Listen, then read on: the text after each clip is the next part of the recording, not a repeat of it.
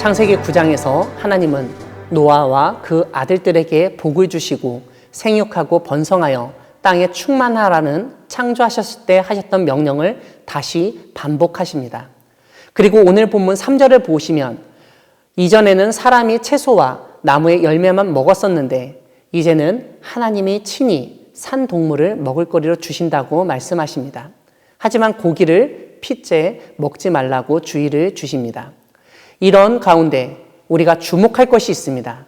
다름 아니라 산 동물을 먹을 거리로 주시면서 그 동물을 잡아먹을 수 있는 담대함, 용기를 가질 근거를 하나님이 알려주신 것입니다.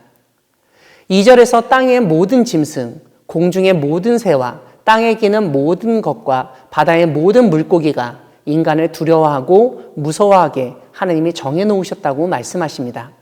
사실 우리가 두려워해야 할 동물들이 얼마나 많이 있습니까? 커다란 뱀, 아나콘다도 무섭고 바다의 상어도 무섭습니다.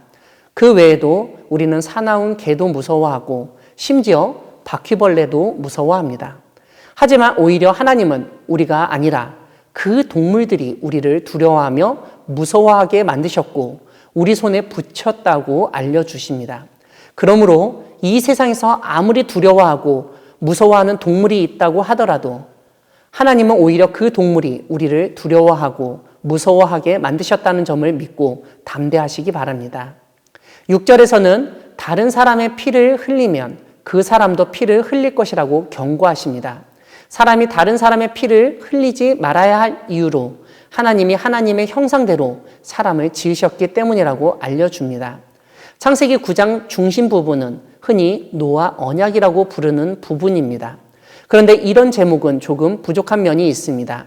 왜냐하면 9절과 10절을 보시면 노아 한 사람과만 언약을 맺으신 것이 아니라 노아와 그 아들들 그리고 그 후손 그리고 방주에 실어놓아 살게 된 모든 생물, 새, 가축 등과 세우신 언약이라고 분명히 기록되어 있기 때문입니다.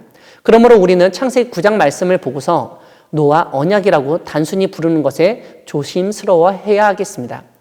우리가 주목할 것은 하나님이 언약을 세우시겠다고 2번이나 반복해서 강조하고 있는 점입니다.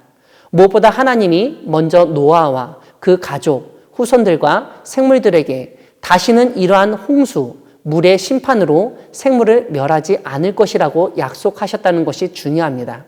그러므로 우리가 하나님을 믿고 따르는 하나님의 백성, 하나님의 자녀라면 우리 역시 하나님처럼 먼저 약속을 하고 그 약속을 지키는 모습을 보여주어야 한다는 점을 깨닫게 됩니다. 상대방이 하는 것을 봐서 뭘 하는 것이 아니라 그냥 당연히 해야 할 일을 먼저 말하고 행하는 여러분 되기를 바랍니다. 이와 함께 우리가 오늘 본문에서 주목할 것이 하나 더 있습니다. 하나님이 이렇게 언약을 세우신 이후에 언약의 증거를 주셨다는 점입니다. 오늘 본문 12절, 13절, 17절에서 언약의 증거라는 말이 계속해서 반복됩니다. 그런데 이 언약의 증거라는 것이 다름 아니라 무지개입니다.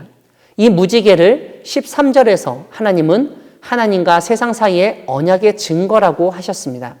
이런 점에서 이 언약은 단순히 노아와 그 가족들, 방주에 탔던 생물뿐만 아니라 이 세상과 하나님이 맺으신 언약입니다.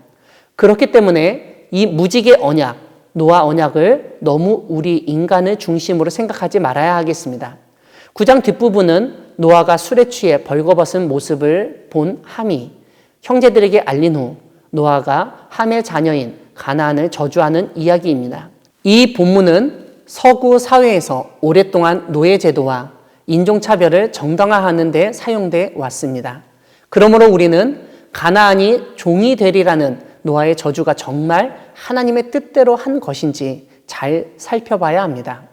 사랑하는 광야교회 성도 여러분, 창세기 9장에서 하나님은 무지개를 통해서 이 세상의 생물과 세운 언약을 기억하시겠다고 말씀하십니다. 이것은 하나님이 그 무지개, 언약의 증거를 보심으로써 스스로 통제받으시겠다는 뜻입니다. 물이 홍수가 되어 다시는 세상을 멸하는 도구가 되지 않도록 하시겠다는 다짐을 무지개를 볼 때마다 실행하시겠다는 의미입니다. 무지개는 그 형태와 색깔에 있어서 변화가 거의 없습니다. 이런 점에서 이 세상에서 살다 죽을 인간과 달리 무지개는 영원하다고 할 수 있습니다. 그래서 이 무지개를 보면서 영원한 언약을 기억할 수 있는 것입니다. 하나님은 그 무지개처럼 변함없이 언약을 지키시는 분이심을 이 무지개를 통해서 보여주시고 알려주신 것입니다.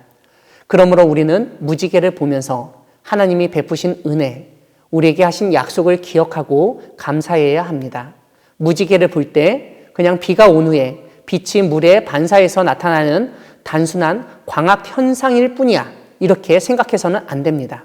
무지개를 볼 때마다 무지개를 통해서 알려주신 하나님의 언약을 기억하고 이 땅에서 어떻게 살아야 할 것인지 고민하고 다짐하는 여러분 되기를 바랍니다. 아멘.